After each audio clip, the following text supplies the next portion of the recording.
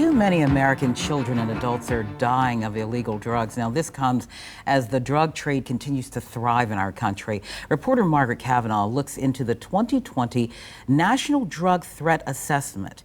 She explains how the new findings are impacting Hampton Roads.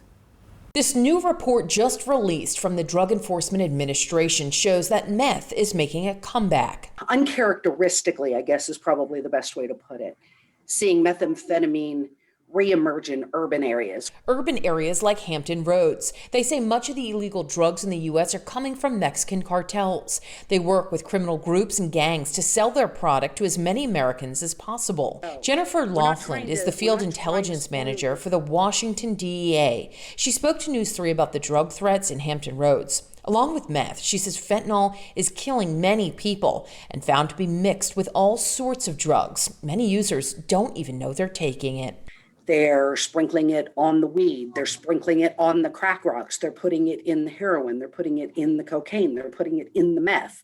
They're putting it in pills. She says now more than ever, you have no idea what chemicals you're taking. The fact that we literally cannot know anymore what is in a substance that's being sold on the street is scary for us, and law enforcement should be very scary to parents. Parents like Carolyn Weems. She's a local advocate who lost her daughter to drugs a few years ago.